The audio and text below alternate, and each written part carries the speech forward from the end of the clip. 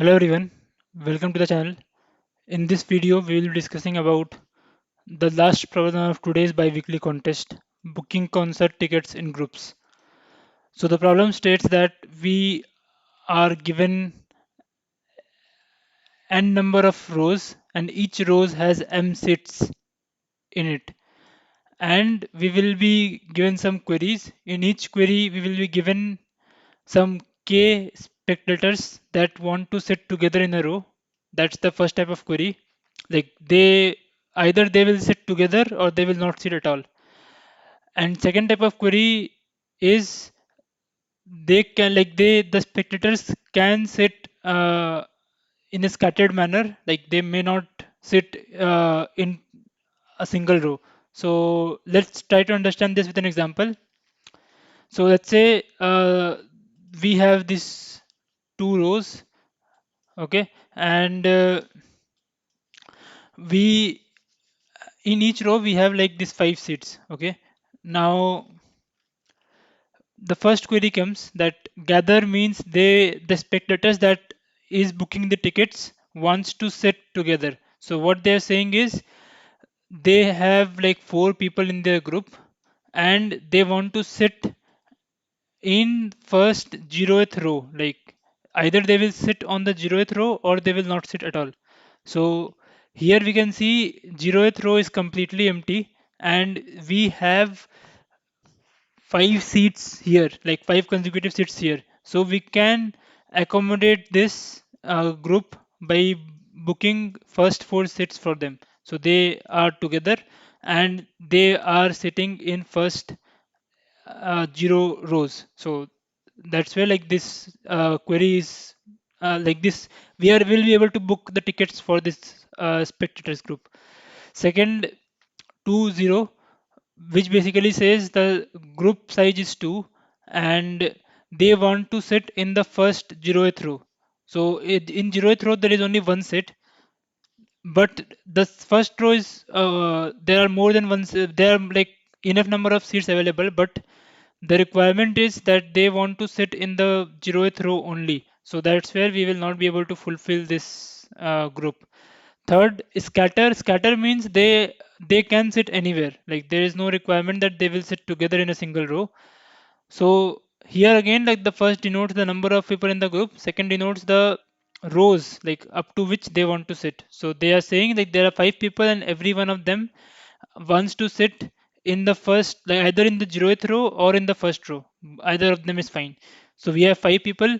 So let's say we sit here, there, and there. So these are the five people. So the like how why I choose this instead of this, like because the problem in the problem it is given that if there are multiple rows, then first pick the smallest number, and if there are multiple seats in the same row, then pick the smallest number. So that's where like we start from here and then book the next four seats. So this spectator group is okay. Now the last one again, 5 comma 1, they are saying that they are a group of 5 and they can sit up to the first row, but we can see up to first row there is only one seat which is available, but the group is of size 5, so they will like we will not be able to fulfill this request, and hence we will just return false for this. So hope the problem is clear. Now how to solve it? Let's try to do like as we can see there are there are two kind of spectators, right? Gather and scatter, right? So let's try to solve each one of them individually and then we can merge them and see how we can solve the entire problem. So let's start with the gather. So basically like what what we are saying is we have these five rows, like these are the five rows that we have, and let's assume that in the first row these seats are already booked, and second row these two seats are already booked. Similarly, in the third row the first five seats are booked. Fourth row the first three seats are booked.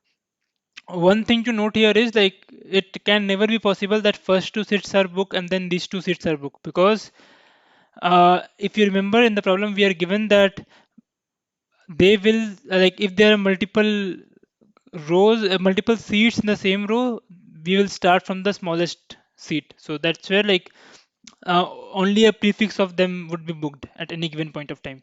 So now let's say we get a gather request, like we want to, let's say we want to accommodate 5 members with a gather request, okay, and there is no restriction on, let's say, the rows. So like the query is 5 comma 5, like you can you can choose any of these row and you have to just seat 5 members of the group. So how to do it? Like if you just think of a brute force approach, this is what would you do. You will just check for each row, like from 0 to max rows, and then we will see if there are enough seats to accommodate the entire group. Like in this case, the group size is 5, so you'll see if there are 5 seats available in that row. If yes, we will book those seats. Otherwise, we will continue with the next row. So that's what the brute force approach would look like, right? Now, notice that we are iterating over each of the rows here. So number of, like, the time complexity of this solution would be order of number of rows, right? So as per the problem statement, number of rows is 5 into 10 to the power 4, and we are given that there can be at most this many number of operations. So let's say all the operations are of type gather. So in a way, we will be iterating over these R rows in all the operation. So the complexity would be R into n, right? So it would be order n square, and that will not work. So we have to do surely something better here. We can't iterate over all the rows like this. So let so what we need here, like we need a data structure that can support 2 operation. One is to update the index, update the value of an index. Basically, let's say we choose that these 5, like we put the spectator group in this row and these 5 seats are booked. So if we are choosing that, we need to update these 5 seats that they are already booked, so that next set of spectators will not get the same seat. So this is the first operation that we want to perform efficiently. And second operation is surely find the first index which can accommodate this X number of people in the group. So currently we are iterating over each one of them, and then we are seeing if that particular group is that particular row has enough seats to accommodate this particular spectator group or not. But what we can do is just, like, if there is a data structure that can give us like the first index where this can be accommodated. So in this case, let's say it give us this fourth index, that okay, in fourth index there are like 5 seats, 5 consecutive seats which are available, so you can go there and sit, make those spectators sit. So we need a data structure for this gather request that will support these 2 operations efficiently. So by efficiently, we mean in the order of log n, because if it is in the order of n, then our original solution, like this brute force solution, would be better. But we have seen that this will not pass the time complexity. So for gather, we need a data structure that will support these 2 operations. How we will do it, we will come there. So let's try the other as well. So the second is scatter, right? So again, let's assume that we have these 5 rows, and in each row we have the 6 seats, and among these 6 seats, these red ones are already booked. Now what would be the brute force approach if you choose this scatter uh, operation? So again, you will do, you will iterate over each of the rows. You will grab all the seats that are available in that particular row, and obviously you will update the array, because you don't want the same seat to be grabbed by next set of spectators. And if there are no more people in the group, you will just break. Like you are saying that okay, I have uh, identified all the places in which I will make this spectators sit. So basically, I have booked the places for the current group of spectators. If there is no more people, they'll just break. Otherwise, we will try with the next row and try to accommodate as many people as we can, and then again try with the next row, and so on and so forth. For example, if let's say like the request comes that okay, seats 7 spectators up till row 4. Okay, so what you will do, you will just first come here, see that okay, 2 rows are there, so you will just mark them as booked, and then you will come here, you will see that okay, 4 rows are there, let's mark them as booked. Then you will come here, you will see 1 row is there, then marked as booked. So total 7 spectators are there, so you will just break out from this loop. So this is what we are doing, right? Now assume that after iterating over the entire row, we are not able to sit all the spectators. For example, if this would have been 70, right? So there is no way where we can sit this 70 spectators in this hall. So if there is no like if there are like still some people left which we are not able to book the seats in this operation, we will say that okay, we have tried our best but it's not it like we don't have enough seats, so we will just roll back the updates. Remember that we have updated the array, right?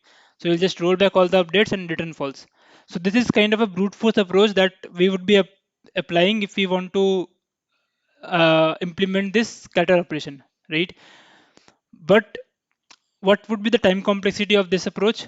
Let's try to find out. So if you look at it in naive manner, you are what you will see that okay, you are iterating over each row, so order of r, and for each row you are doing some operations and then updating the array, which let's say in best case take order log n time. So what you are saying is for each scatter you are taking this order r log n time, and there can be n number of scatters operation. So again, it's a quadratic time complexity solution. But that's actually not true. If you remember in the previous video, we also discussed like uh, this time complexity is not the final complexity. We can try to find the complexity over the entire life cycle of this process. So let's try to analyze it a little bit further. Let's say we first operation is grab all the seats, all the available seats. So there are two cases here, right? One case, you grabbed all the seats, like you book all the seats. So this is the case, like you book these 2 seats, the available seats, right? This is first case. Second case is you only book one seat because you only require one seat, right? So there is still some place available. So let's talk about the first case wherein you are grabbing the entire seat. So if you are grabbing the entire seat, will you ever come to this row again? The answer is no, right? Like if you are grabbing this entire seat, you will not come to this row again. So like you will be spending log n time just to update this array, and this will be one for each row. Like if once a single row is done, you will never visit that again. So that's the, like let's say there are total r rows, so r into log n is the total complexity across the entire operation, not just a single scatter query. Across the entire operation you will be spending this much time. Now let's talk about the second case. So if you remember, the second case was that you like we only book one seat because there's only one requirement and there is still something left here. So if this is the case, then like we are sure that we will be breaking out from the loop, right? Because if we have spent less number of seats in this particular row, then we are saying that okay, we have sat all the spectators, like we have satisfied all the spectators with the particular seat. So let's break, like the next step should be break out from the loop. So what we are saying, as soon as we reach a row wherein we are not gathered, like we are not grabbing all the seats that are available, we will be breaking out from the loop. So let's think of it in this way. During the entire life cycle, what will happen? You will, let's just do it again. So let's say in the first you take all this row. Second you take all this. Third you take all this, and fourth, let's say you take only these two. So at this stage you are sure that you will be breaking out from the loop because you are sure that you have placed all the spectators at their position. So what essentially you are doing, if you are leaving a particular row half filled, you will be coming out from the loop. So there is exactly one half filled row at any given operation, any given scatter operation, right? So this kind of operation, like half filled operation, will be exactly one. So in like for one operation, you will be spending login time to just update the array. How login comes, like we will look at afterwards, but this is the best case that you can do.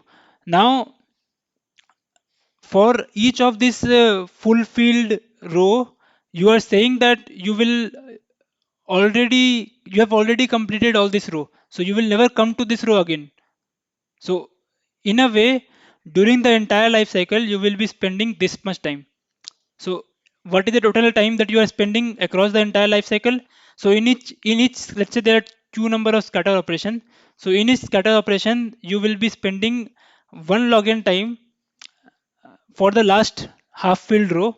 So there is two login time across the entire life cycle, and across the entire life cycle, you will be spending one operation for this row completion, right? So total number of rows are r. So for each row you will be doing, like, after completing this row you will never visit that row again, right? So r login is total number of operation. So this is the total complexity of this uh, entire approach.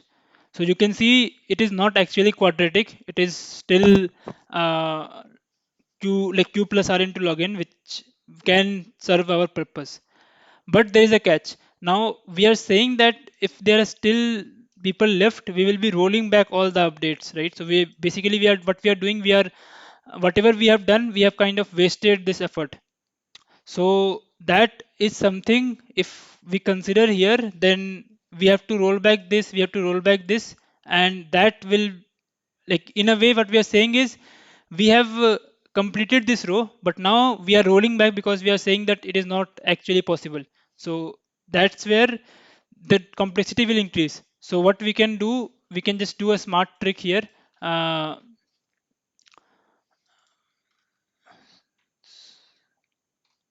so we can do something like this. So instead of checking this still people left in the very end, what we can do, we can check it in the beginning.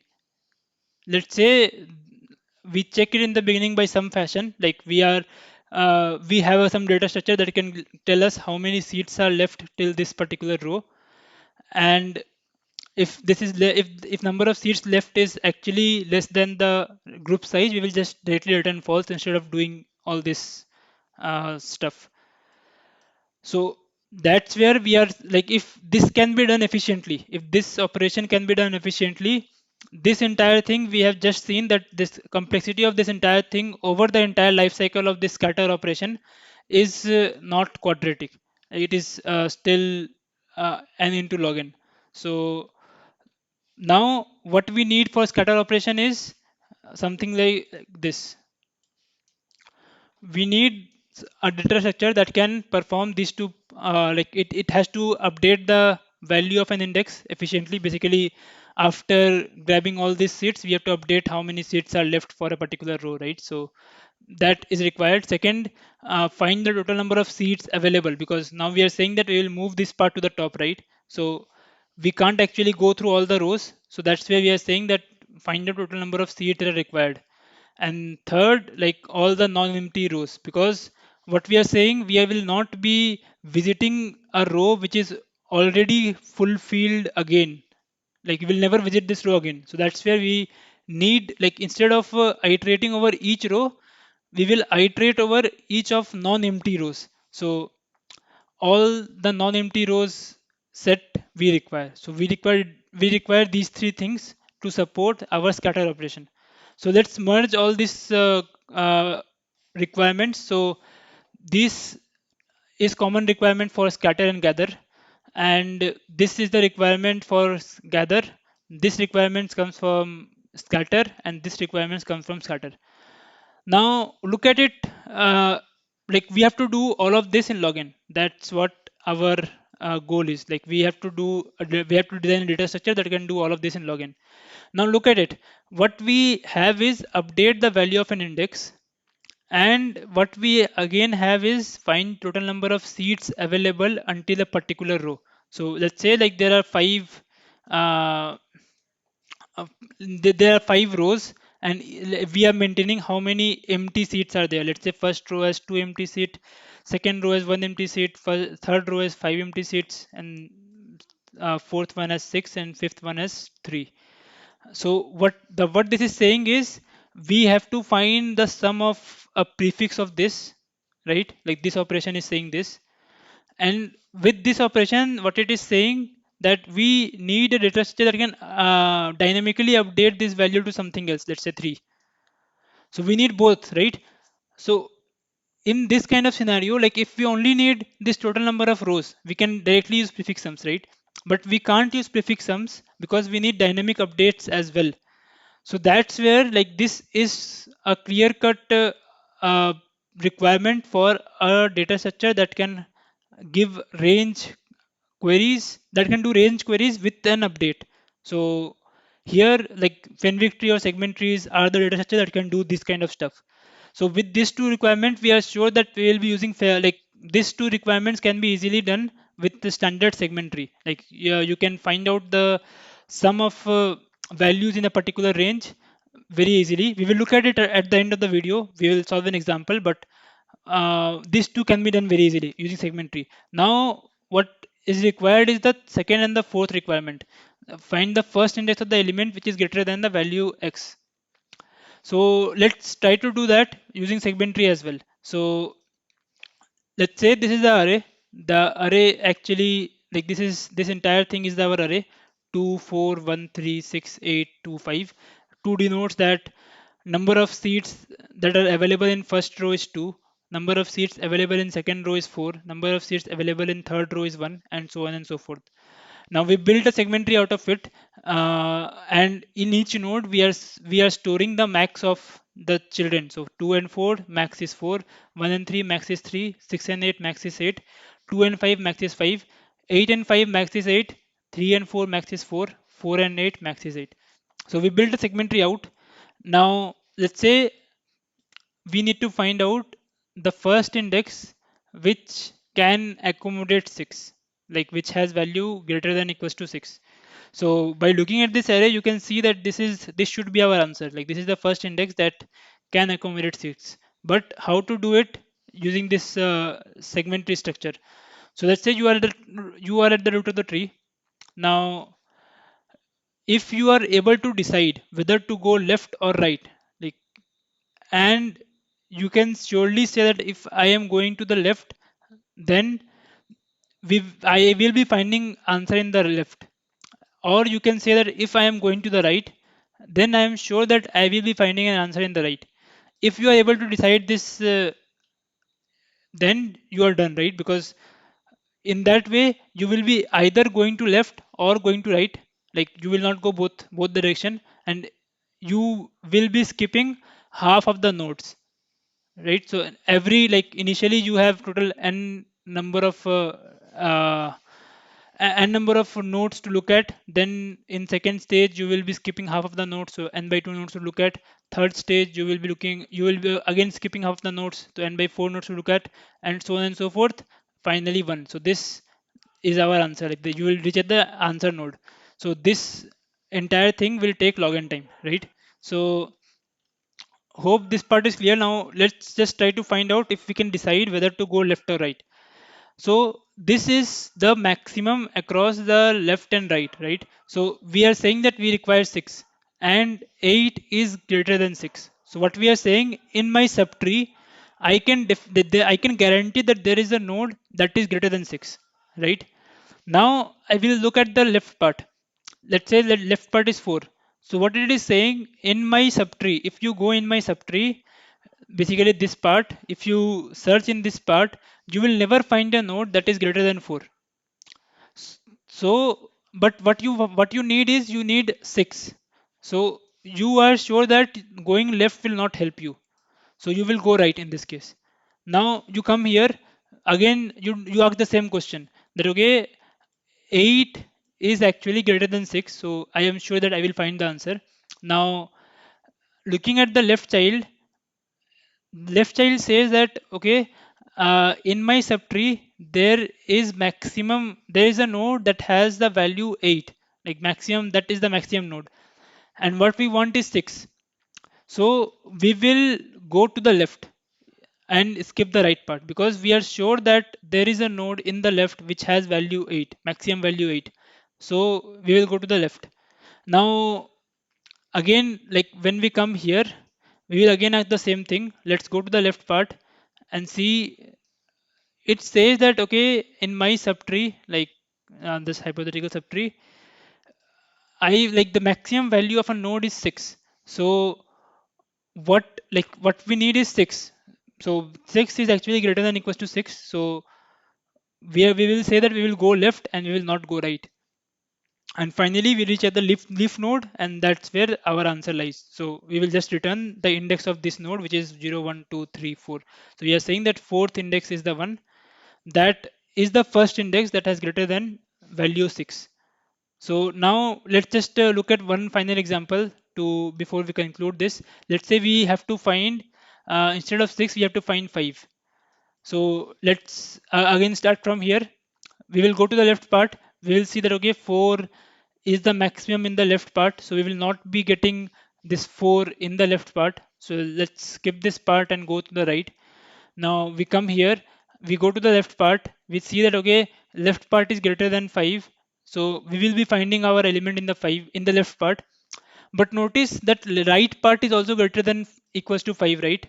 So in the right part as well, there is something which is greater than equals to 5. So why, like which direction to go now? Because both has greater than equals to 5. So remember, we need to find the first element which is greater than equals to 5, right? So if it is saying that I have an element that is greater than equals to 5, so definitely I will go to the left instead of going to the right, because going left will give me will give me an index that is smaller than the index which I will get by going right. So that's where we will only check for the left part. If left part is actually greater, we will go to the left. Otherwise, we will go to the right. So hope that point is clear. Now we come to the left, we see that 8 is greater actually, and let's look at the left child, which is 6. Again 6 and 8 both are greater, but because we will first take the prefer like we will give the preference to the left child because we want the first index which is greater than 5. So we will come here and return the fourth index for this particular query.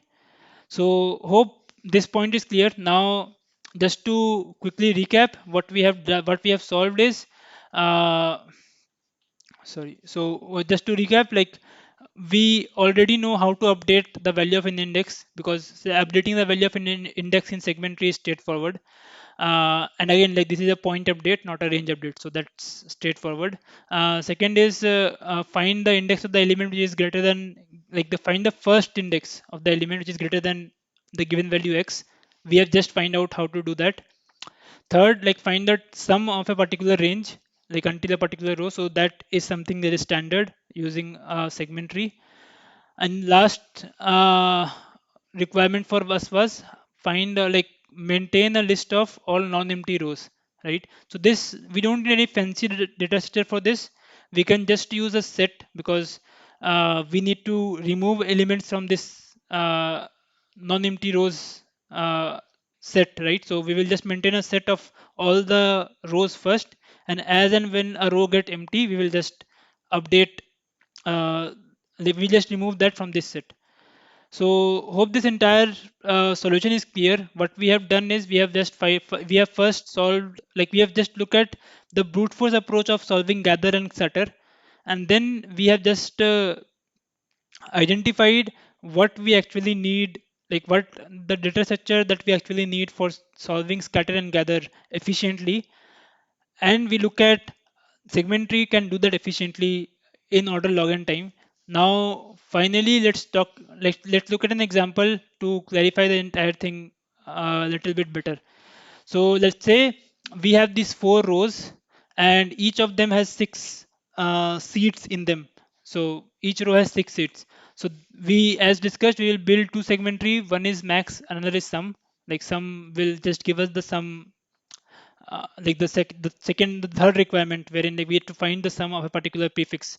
So that's where like the first segment tree is sum segment tree, second segment tree, as we discussed, the max segment tree. So max segment tree initially looks like this, like all of them are six. Six denotes that first row there are six available seats, second row there are six available seats, and so on and so forth. Similarly, here it denotes that first row there are six available seats, second row there are six available seats, and as we go up, like instead of doing max, we will just do sum, because this is a sum segment tree. Now we maintain a non-empty rows structure as well, like 0, 1, 2, 3, and we also maintain a starting seat, like because we need to return, like if you read the question again, we need to return the first element, like we need to return the first element of the seat where the group will start from. So that's where we have maintained the starting seat. Now let's look at the first operation, gather. So which says that I need to sit 5 person. Like we are a group of 5 person, and we can only afford until 0. So what we want is, we want to find an index which can take care of this which can take care of these 5 groups, like number of people, number of groups with 5 people. So what we will do, we will go to gather, like it's a gather request, right? So we will first try to find out which index can hold 5 people. So we will go to segment tree and find for 5. So for 5, we will see that okay, 6 is greater than 5. So let's go to the left. Again, 6 is greater than 5. Go to the left. Again, we see 6 is greater than 5. So this is the first, like the first index is the one that can hold 5. So what we will do, we will just book all this. So we will just book all these 5 seats for the first uh, group, and now we will update that there is only one seat remaining. So the starting element is actually now 5. Like the starting seat that we can give to anyone is now 5.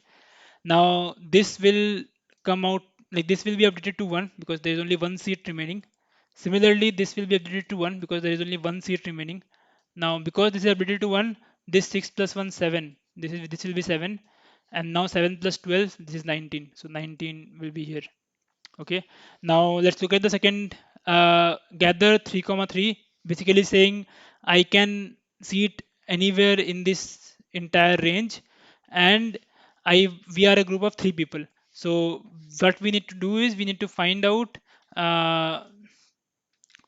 to find out this what is the total number of, like what is the first index that can afford 3. So we will see here, 6 is greater than 3. We see the left part, 6 is again greater than 3, so we go to the left part. We see the left part, left is 1 which is not greater than 3, so we will go to the right part, and 6 is greater than 3 and 6 is diff node, so this is our answer.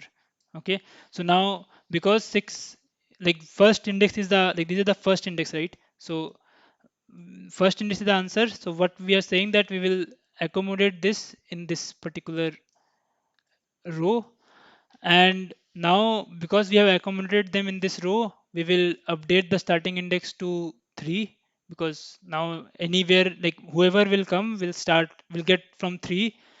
And similarly, just like the previous stuff, update the we will update this to 3, because now there are only 3 rows remaining. So this will be updated to 3, like max of 1 and 3. Now maximum 6 and 3 will be 3. So this will be updated to 3. Now 7, 3 plus 1 is 4, so this will be 4. Now 4 plus 12 is 16, so this will be 16. Okay, now let's look at the third approach again, a third query, which is gather 4 and 3. We will again query for the first index which is greater than 4. So we will go and search 3 is less than, so we'll go to the right, and from right we'll go to the left. So this is the first index that is greater than 4. So we will accommodate them here, and now because we have accommodated them, and this will be updated to the 4, and similarly this will update to 2 because now there are only 2 left, but rest of this will remain same. This will be updated to 2, this will become 8, and 8 plus 4, this will become 12. Okay, now comes a gather request which says that I want 7 seats until index 2. So what we need is we need to find out the sum until index 2. So sum until index 2 is actually 3 plus 1 plus 2, which is 6. So we have only 6 seats until index 2. So we actually can't let this group sit because we don't have enough seats available. So we straightforward reject them. Now comes this 8 and 3, which basically says up till 8 3 I want, up till 3 third row I want 8 seats available. So let's just query for all the sum until here. So this sum will come greater than 8. So we can say that okay, we will allow it. Now we will start for all the non-empty rows 0, 1, 2, 3. So for 0 we will see that okay, this has only one seat. So let's accommodate them here. Now for after we accommodate them, we will update this to 0. Similarly, we'll update this to 0. Now this will not change, but this will change to 3, and this will change to 11. Okay. Now we go to the second row. Like we have placed 1, so we'll update it to 7. Like we require 7 now. We go to second row, and second row has 3 elements. So again, now see, 0 is done, right? Like 0 is completely filled, so this will be removed from here. Now we again see in the top there is 1. We will see 1 has 3, so let's take this 3, update it to 0. Now once we update it to 0, this will be 0, and this will not change. Now we will update it to 0, this will be 0, and this will change to 8. Now this will change to 4. Now 1 will be removed because 1 doesn't have any empty cells now, empty seats now. Now we go to the 2. We have 2 seats here, so we will take these 2 seats and update these to 0 and these to 0. So hope you got the idea. So what we are doing is we maintain 2 data structures. So just to reiterate over the entire thing, we require these 4, we require a data structure that can support these 4 operations efficiently. First, to update the value of an index, and second, to find the value, like find the first index which is whose value is greater than x. Third is find the sum of a particular prefix, and fourth is find all non-empty rows. So for first, what we like for, because by seeing first and third we see that okay, we need a range sum data structures that is segment tree of Fenwick tree. So we choose segment tree. Now for second, we also see that it can also be possible using the same segment tree that we built. Now for third, what like the for the last one, we just maintain a set, and we are updating all these data structures on the fly when we are when as and when query comes. So hope this entire solution is clear. Let's look at the code quickly to understand it. So this is the segmentary data structures, and it, as discussed, like it has this update method which will take in an index and the updated value and update it. It has two query method. One is query max and second one is query sum. Query max, as name suggests, it will just give you the max in the if you, it will just give you the max value of like the max element, uh, like the first index which has this value as the maximum, like first index which has value greater than equals to well.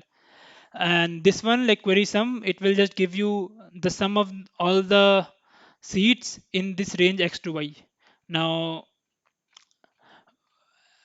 for like this is like as discussed, like we also need to maintain this non-zero rows, and we also need to maintain this start seat for each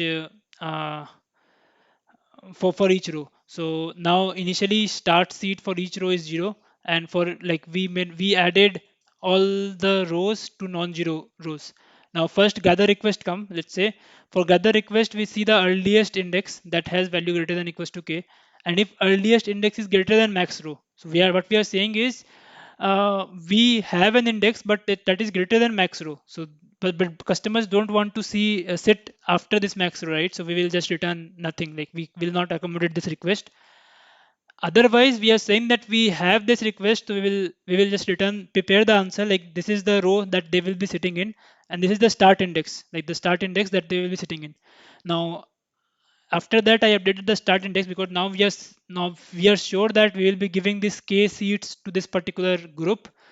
So we will update the start index, and if we have consumed everything in this particular row, like if start index is actually, each row contains the number of seats, so if start index is actually number of seats, if all the sets are full, we will just erase it from non-zero set. Otherwise like we will not update the non-zero set, it still has some row, like some seats available, so that is okay. And lastly we update the segment tree, like we are saying now this like this particular index has this number of seats left. Now after this, like for scatter request we do the same thing, we first see the sum until this max row, and if number of seats until this max row is less than k, we'll just return false. We are sure that we will not be able to accommodate this request. Otherwise what we are saying is we will go over all these non-zero rows one by one, and we will see how many seats are left in this particular row. Like remember the start seat denote the starting point of the seat which is empty. So we'll see how many seats are left in this particular row, and if number of seats is greater than k, then this is the index at which we will be breaking, because we found everything here. So we will just break this, and before breaking we will update the start index as well as update the tree. Like basically we are saying that we have booked some of the seats here, so number of seats that are left is now smaller. Otherwise we will consume everything from this index. So we will erase this, like to erase denote like takes the all the indexes which we need to erase from those non-zero rows afterwards. So we will push this to non to erase, and update the index as 0, because there is no more seats in this particular row. And similarly start index is updated to the last seat, like we denote that there is no seat, and we update the k. Now after this entire thing is done, we will just update, like we remove all this from the non-zero rows which are actually filled up completely after this operation, and return true. So hope the solution is clear. I know like this is a little bit involved solution. If you have any doubts regarding this solution or any concerns, please post them in the comment section below.